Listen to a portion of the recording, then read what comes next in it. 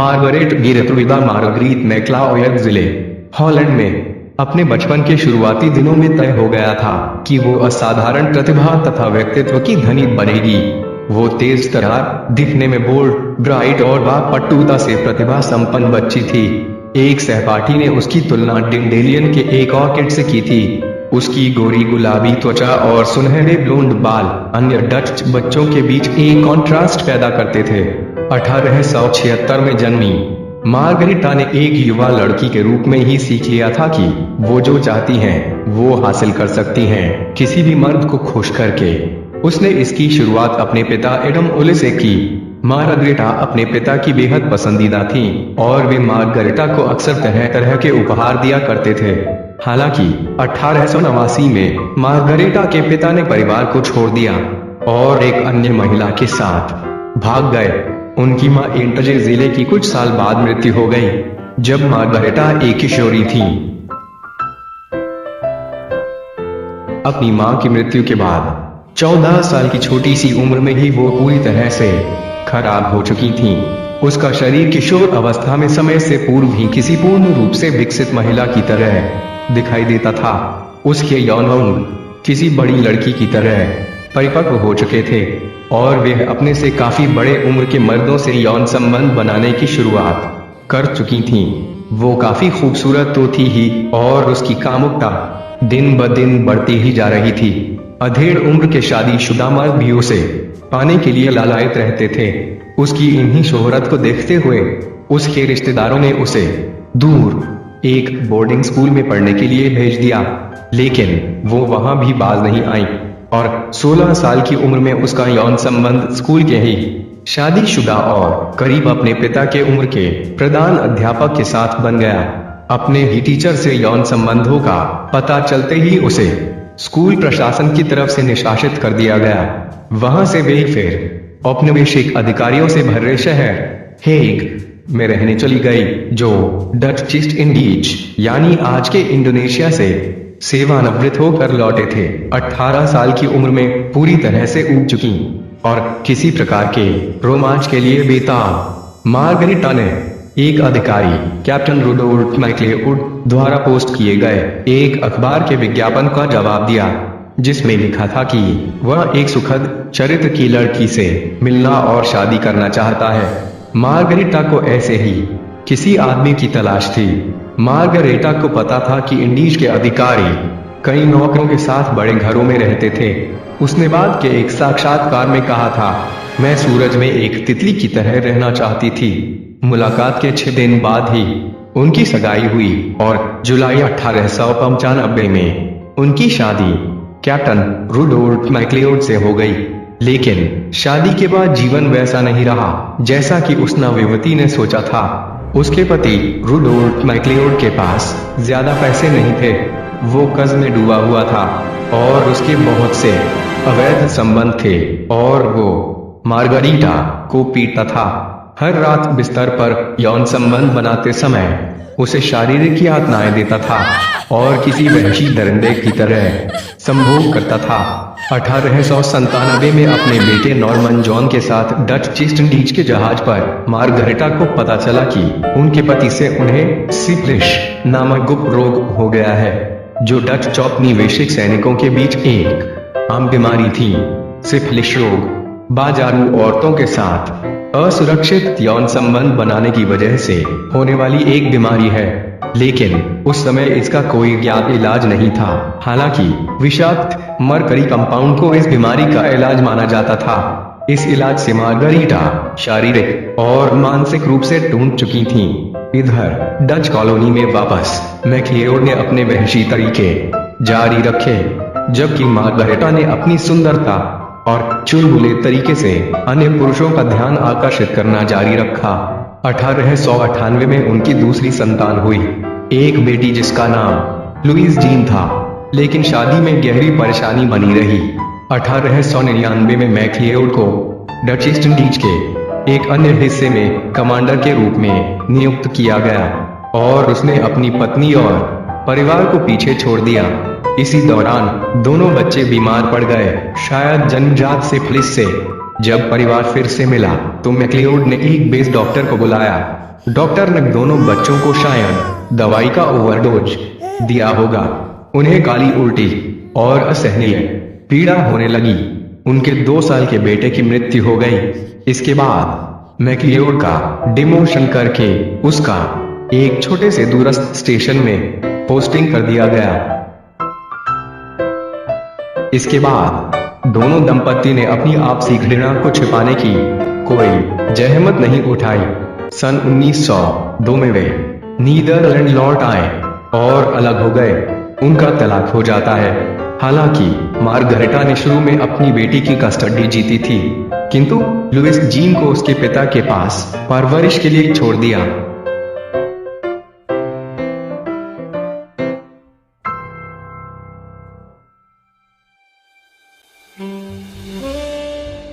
इसके बाद उस युवा डच महिला के जीवन में एक गहरा भाग्य परिवर्तन हुआ। इंडीज में अपनी यात्रा और दुखों से परेशान मार्गरेट ने खुद को चौंकाने वाले नए रूप में परिवर्तित किया। यहीं से उस शख्स का जन्म हुआ जिसे दुनिया आज माता हारी के नाम से जानती है। 1905 पेरिस, फ्रांस। मार्गरेट ने खुद को एक नर्तकी माता हारी के नाम से प्रस्तुत किया। माता हारी एक मलय शब्द था जिसका अर्थ सूर्योदय या दिन की आंख है। पेरिस के एक एशियाई कला संग्रहालय मुसीगुइमेट में उसके नृत्य प्रदर्शन का आयोजन किया गया। फ्रांस के 600 अमीरों को निमंत्रण जारी किया गया। माता हरी ने एक पारदर्शी खुली हुई पोशाक में एक जड़ा हुआ ब्रा पहना। वो अपने स्तनों को बड़ा और आकर्षक दिखाने के लिए अपनी ब्रा के अंदर धातु की कप लगाए हुए थी और एक असाधारण हेडपीस में पूरी तरह से किसी अप्सरा के रूप में एक कामुक नृत्य प्रस्तुत किया। उसने नृत्य के दौरान एक एक कर अपने सारे कपड़े उतार फेंके। किसी भी अन्य परिस्थिति में उसे अश्लीलता के लिए गिरफ्तार किया जा सकता था, लेकिन माता हारी ने बहुत सावधानी से अपनी स्थिति के बारे में सोचा था। अपने प्रत्येक प्रदर्शन में उसने सावधानी पूर्वक समझाने की कोशिश की थी कि ये इंडीज के पवित्र मंदिर नृत्य हैं। माता हारी कामुक, सुंदर और भावुक थीं। उसने अपने नृत्य के माध्यम से वासना, ईर्ष्या, जुनून और प्रतिशोध की दास्तां को बताया और जनता ने उसे सुना। एक ऐसे युग में जब प्रत्येक अमीर और प्रभावशाली व्यक्ति अपनी बाहों में एक सुंदर मिस्ट्रेस को चाहता था, माता हारी को पेरिस में सबसे ग्लैमरस, आकर्षक और वांछनीय महिला के रूप में स्वीकार किया गया था। उसे अभिजात, राजनयिक, फाइनेंसर, शीर्ष सैन्य अधिकारी और धनी व्यवसायी के साथ देखा जाता था, जो उसे गहने, घोड़े, चांदी, फर्नीचर और ठाट बाट में रखते थे। सालों तक उसने लगभग सभी प्रमुख यूरोपीय राजधानियों में अपने नग्न नृत्य का प्रदर्शन किया। जैसे जैसे माता हारी की आयु बढ़ती गई और उनका नृत्य कैरियर बंद होने लगा, पर वह अभी भी एक कॉर्टेजान या हाई क्लास वेश्या के रूप में मांग में थी और अमीर और शक्तिशाली पुरुषों की कंपनी का आनंद लेती थी। 1914 में प्रथम विश्व युद्ध के प्रकोप में भी उसकी आडंबरपूर्ण जीवन शैली में कोई कमी नहीं आई थी। जबकि आम फ्रांसीसी परिवार कोयला, कपड़े और खाद्य पदार्थों के बिना अपना गुजारा कर रहे थे। वे अपने पिता, पति, भाइयों और बेटों को युद्ध में मारे जाने के लिए भेज रहे थे, जबकि माता हारी आराम से जिंदगी के मजे ले रही थीं, यात्राएं कर रही थीं। इसी दौरान उसने प्रतिशोधी दुनिया का ध्यान अपनी ओर आकर्षित किया। 1915 में एम्स्टर्डम के मानव जर्मन वाणिज्य दूत कार्ल क्रेमेर ने जर्मनी की जासूसी करने के लिए उसे 20,000 फ्रैंक की पेशकश की, जो आज की मुद्रा में $61,000 के बराबर होगी। उसने धनराशि स्वीकार कर ली, जिसे उसने अपने कपड़ों, गहने और महंगी शॉपिंग में लगा दिया, जिसे जर्मन अधिकारियों ने जब्त कर लिया तथा माता हारी से संदेह के आधार पर पूछताछ की गई, लेकिन उसने अपना अपराध स्वीकार नहीं किया। उसे छोड़ दिया गया। 1916 तक विश्व युद्ध अपने चरम सीमा पर था, जिसमें फ्रांस की हालत बहुत ज्यादा खराब हो चुकी थी। फ्रांसीसी सैनिक पूरी तरह से निरुत्साहित हो चुके थे और सैनिकों का पलायन शुरू हो चुका था। इधर माता हारी एक दूसरे मामले में व्यस्त थीं। वह फ्रांस के लिए लड़ रहे एक बहुत सजीले युवा रूसी कप्तान व्लादिमीर मास्लोव के साथ प्यार में पड़ गई थी। कुछ समय पहले मास्लोव के किसी जहरीले गैस के संपर्क में आने से उसकी एक आंख की दृष्टि चली गई थी और उसके पूरी तरह से अंधे होने का खतरा था। फिर भी जब उन्होंने शादी का प्रस्ताव रखा तो माता हरी ने खुशी से स्वीकार कर लिया। माता हरी को अपने प्रिय प्रेमी के स्वास्थ्य की चिंता थी। वो चाहती थी कि उसकी तैनाती किसी सुरक्षित स्थान पर हो जाए ताकि वो अपने प्रिय प्रेमी के संपर्क में रह सके। इसके लिए माता हरी ने अपने एक प्रेमी जीन हलायूर से सलाह मांगी जो युद्ध विभाग के लिए काम करता था। हलायूर ने उसे 282 बुलेवार सेंट जर्मेन भेज दिया जहां मिलिट्री ब्यूरो फॉर फॉरेनर्स और डेक्सियर में ब्यूरो में दोनों को रखा गया। वहां अधिकारियों ने उसे बताया कि यदि वह फ्रांस के लिए जासूसी करने के लिए राजी हो जाए तो वह अपने प्रेमी के संपर्क में रह सकती है और उसे बताया गया कि इसके लिए उनका इनाम 1 लाख फ्रैंक होगा जो उनकी शादी के बाद मास्लोव को सपोर्ट करने के लिए पर्याप्त था। माता हरी ने सहमति व्यक्त की। दरअसल वह उसे अन्य पुरुषों की तरह धोखा नहीं देना चाहती थी, उसे सच्चा प्यार हो गया था।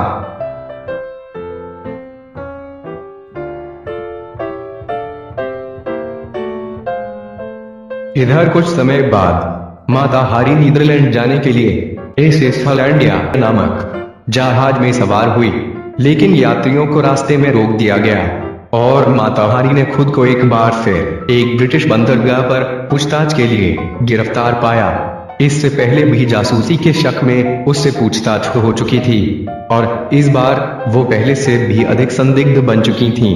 उसे आगे की पूछताछ के लिए अधिकारियों द्वारा लंदन ले जाया गया जहां उससे कई भाषाओं में पूछताछ की गई, लेकिन पर्याप्त सबूत न होने की वजह से उसे छोड़ दिया गया, किंतु वो अधिकारियों के शक के दायरे में ही थी। इस बीच वो 1 लाख फ्रैंक की धनराशि भी उसे नहीं मिली जिसका वायदा किया गया था। माता हरी ने अधिकारियों से संपर्क करने की कोशिश की मगर उन्होंने उसे पहचानने से भी इनकार कर दिया। हताश और पैसों की तंगी से परेशान माता हरी मानसिक अवसाद की स्थिति में पहुंच गई थी। जनवरी 1917 के अंत तक माता हरी उन्मत्त हो चुकी थी। इतना ही नहीं, अधिकारी लाडॉक्स ने उसे भगा दिया था। उसने उसका भुगतान भी नहीं किया था। उसका कुछ समय से अपने प्रेमी मास्लोव से भी संपर्क नहीं हुआ था और वो चिंतित थी कि वो फिर से घायल हो गया होगा। वो पैसे की तंगी से जूझ रही थी और वो पेरिस के एक सस्ते होटल में रहने चली गई। 12 फरवरी 1917 को माता हरी की गिरफ्तारी का वारंट इस आधार पर जारी किया गया था कि वो एक जर्मन जासूस थी। अगली सुबह उसे गिरफ्तार कर लिया गया, उसके कमरे की तलाशी ली गई और उसकी संपत्ति जब्त कर ली गई। उनके पूछताछकर्ता पियरे बाउचर्डन थे जो युद्ध परिषद के खोजी मजिस्ट्रेट थे। वो एक बहुत ही कठोर आदमी थे। वो अपराधियों पर कभी दया नहीं दिखाते थे और वो विशेष रूप से अनैतिक महिलाओं से नफरत करते थे। उनकी डायरी में उन्होंने माता हरी को आदमखोर कहा था। इसी से माता हरी के प्रति उनकी असीमित नफरत का पता चलता है। उसने उसे पेरिस की सबसे भयावह जेल सेंट लगारे में भेज दिया।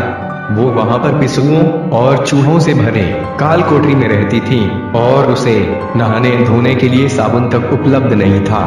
उसे अपने उपचार, साफ कपड़े, अंडरगारमेंट्स और पत्रों के लिए टिकटों तक से वंचित कर दिया गया था। उसके वकील के साथ उसका पहले से संपर्क था। वो उसका एक पूर्व प्रेमी था। उसका नाम एडोर्ड क्लूनेट था। जैसे जैसे दिन महीनों में बदलते गए, माता हरी को यह एहसास होने लगा कि वो अब जीवित नहीं रहेगी। उसकी जान अब खतरे में है। 3 महीनों के बाद वो अत्यधिक चिंता की स्थिति में आ गई और दया के लिए पत्र द्वारा भीख मांगने लगी। उसने अपने वकील क्लूनेट से मिलने के लिए और विशेष रूप से अपने प्रेमी मास्लोव को देखने के लिए प्रार्थना की। यहाँ तक कि उसके प्रेमी मास्लोव के पत्रों को उस तक पहुंचने नहीं दिया गया जिसमें उसने माता हरी को अस्पताल में आकर उससे मिलने की प्रार्थना की थी। उसकी याचना खारिज कर दी गई। 24 जुलाई 1917 8 आरोपों पे उस पर मुकदमा चलाया गया। लाडोक्स के टेलीग्राम तथा रेडियो संदेश उनके खिलाफ एकमात्र वास्तविक सबूत थे। उन पर 50,000 सैनिकों को मरवाए जाने का आरोप लगाया गया, किंतु उसके खिलाफ लगाए गए आरोपों में से प्रत्येक अस्पष्ट था, जिसमें दुश्मन को दिए गए किसी विशेष रहस्य का उल्लेख नहीं था। हालांकि माता हरी की अनैतिक जीवन शैली के बारे में प्रचुर मात्रा में सबूत प्रस्तुत किए गए थे। पेरिस से उन्हें गिरफ्तार करने वाले पुलिस कर्मियों में से एक ने उनके असाधारण खर्च, साथ ही साथ उनके प्रेमियों और उनके विविध राष्ट्रीयताओं के बारे में बताया। भले ही उसके कमरे में कोई भी वस्तु जासूसी का संकेत नहीं देती थी, लाडोक्स ने झूठे इंटरसेप्ट किए गए संदेशों के बारे में गवाही दी, जिससे पता चला कि वे एक जर्मन जासूस थीं। लेकिन ऐसा नहीं था कि उसने कोई जानकारी साझा की थी। उनके वकील क्लूनेट की उन्हें बचाने की कोशिश पूरी तरह से बेअसर थी। फ्रांसीसी विदेश मामलों के मंत्री के सचिव और माता हरी के 1905 से प्रेमी रहे हेनरी डी मार्गुरी ने उनका जमकर बचाव किया। उन्होंने कहा, इस महिला के बारे में मेरी राय कभी खराब नहीं थी। उसके खिलाफ लगे सभी 8 मामलों में दोषी ठहराते हुए माता हरी को एक फायरिंग दस्ते द्वारा मृत्युदंड की सजा सुनाई गई। 15 अक्टूबर 1917 की सुबह पेरिस के सेंट लजार जेल से आसमानी रंग का एक सैन्य वाहन निकला। गाड़ी में 2 ननों और एक वकील के अलावा 41 साल की एक महिला भी मौजूद थी, जिन्होंने एक लंबे ओवरकोट और हैट पहना हुआ था। पेरिस के बाहरी इलाके में पहुंचकर गाड़ी रोक दी गई। इसके बाद माता हरी को एक जगह खड़ा किया गया, जहां पर उनके हाथ बांधने के लिए एक खंभा लगाया गया था। फिर माता हरी को गोलियां जलाकर मौत की सजा देने के लिए 12 सैनिक एक साथ खड़े हुए। कुछ रिपोर्ट्स कहती हैं कि माता हरी ने अपनी आंखें ढकने से इनकार कर दिया और अपना सिर्फ एक हाथ ही खंभे के साथ बंद दबाने के लिए राजी हुई। माता हरी ने अपने वकील को अंतिम सलाम कहने की मुद्रा में अपना दूसरा हाथ हवा में लहराया। इसके साथ ही कमांडर ने अपनी तलवार को तेजी से नीचे लहराया और गोलियों की आवाजों के साथ माता हरी अपने घुटनों पर झुक गई। फिर एक अधिकारी ने अपनी रिवॉल्वर निकाली और उनके करीब जाकर उनके सिर पर गोली चलाई। मृत्युदंड के बाद माता हरी के मृत शरीर को लेने कोई नहीं आया। माता हरी की मौत के बाद उनके शव को पेरिस के मेडिकल स्कूल को दे दिया गया था, जिसे चीर फाड़ में प्रयोग किया गया।